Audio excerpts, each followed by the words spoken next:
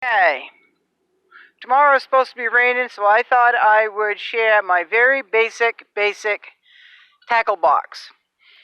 Let's start with this. I've got some 6-pound Zebco, 700 yards. 6 pounds is more than enough for trout here. I've got a whole roll of 8-pound. Now, there used to be a slit in the plastic rim here, so you can just take that line and just hook it, just like on a spool of thread. Well, I guess they don't do that anymore, so I just use a piece of, an elastic. That works. So with that, folks, for pike and pickerel, this is what I use. Okay, it's a heavy-duty leaders. It's got two 20-pound. So it's got a 6-inch 20-pound. It's got 2 of them. It's got a 9-inch 30-pound, 3 of those, 3 12-inch 30-pound, and 2 18-inch 30-pound. Well, I call them steel leaders. The pike will have to be awfully big in order to bite through that. And I use that next to my swivel, which is next to the hook, right? So if I just had let's just say I just had, here's a fish hook right here. It's a trout hook. If I had just had that right there with this monofilament line right there, the pickerel would get their teeth on that and I would lose it. Okay, they would bite right through that monofilament line.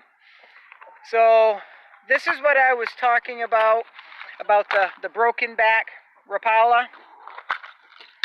These puppies used to be $1.25 each when I was a kid.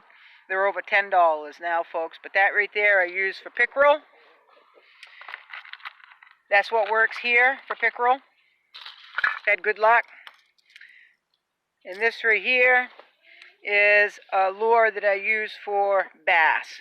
And what this does, it has a spinner on the back that vibrates and makes noise, and it floats.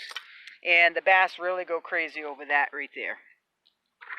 So let's see what else I've got. I've got extra hooks. Now in Maine, I've got to throw these away because I believe, and I've got to look at my law book, but I believe the plastic worms are illegal here in Maine, or there's something about the plastic worms I've got to look up. But the bass, the pickerel, like that color here. They like the purple sparkly ones. And they like the green and white ones with the little dark polka dots. So there's that. And to go with those worms, I've got the worm hooks, right? And there's some more. Those are trout. Those are size 8. Those are trout hooks. These are for a bigger fish. Okay, size 2. Because the bigger the number, the smaller the hook. Okay? The smaller the number, the bigger the hook. So, and I've got some sinkers, which there is a weight limit on sinkers because some of the streams and ponds and lakes here have lead in them, too much lead. So there is a size limit, and I need to research that for this year, make sure I'm on key. Some more trout hooks. No, those aren't trout. Those size 1. Those are big ones. This right here, these 3 here, besides a worm, are what I use. These are my 3 go-to for trout here in Maine. My 3 go-to. Right there. Those right there are my 3 go-to. The trout really like them. So, and this here, everybody knows what that is. If you don't, you take this and I hook it to my canoe. And they've tightened the restrictions up on this as well. And I've got it hooked together. But you hook this to your canoe, and then you let that hang in the water, and as you get a fish, you kill the fish, folks. Okay, you have to kill the fish once you catch it. You string it on one of those hooks, put it in the water, and trail it beside your kayak. So that is that. It works pretty good. And basic swivels. And trout up in Maine really like spinners. They really like spinners. But the problem with that is, see those spoons and those pink red beads? Sometimes the trout will nibble on the spoon or the beads, and it feels like you have a trout biting the worm on the hook. So you set the hook, and they were biting the spoons and the little beads there. But these I know I bought like 4 years ago for $3.99, folks. Wow. And there's there's only 5 spinners in there, folks. It's expensive. And I don't know if I can get this out or not. I'm not very good at freehand, folks. There's some more spinners for trout. Again, the same issue with the spoons and the beads. And some more swivels. What I usually do when I'm trout fishing is I'll just throw them in my back pocket so I have extras. Because if you walk down a brook, wade down a brook, and there's alders and stuff overhanging the brook, you get caught up, and sometimes you have to break your line and then go after the spinner and the hook. It's not pleasant. Very seldom do I use bobbers, folks. Very, very seldom. But I do have them just in case, right? Just in case. And I don't know why I have them in there. No idea, unless I put a hook on them and maybe made sure my line was working well on the lawn. I don't know. That is a broken spinner, but I can reuse the spoons and the beads. And I always carry a pair of pliers to get the hooks out. And I always have a sharp knife to clean the fish with.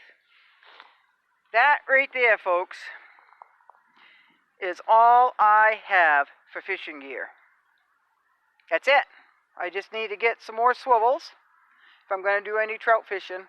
But that right there, if I'm careful, will catch a lot of fish, more fish than I'll want to can, and I'll want to eat if I'm careful. So basic, I've got to look up in the law book about the worms, the plastic worms. Now I know those 3 colors there work for the pickerel here.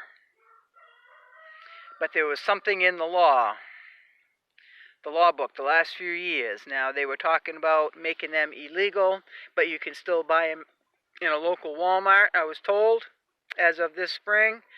So I've got to recheck my law book. So that's it. You really don't need much, folks. You don't need to go overboard to get the job done. Now I will tell you, everything has gone up in price. Is there a price on the... There's no price on the worms. I have no idea. I don't remember. But swivels have gone up. Hooks have gone up. Spinners, folks. You used to be able to get 4 spinners. 4 spinners. Those things. For $1. Last time I bought a big handful, they were $1.99 each, folks. And that right there is going to cost you $10.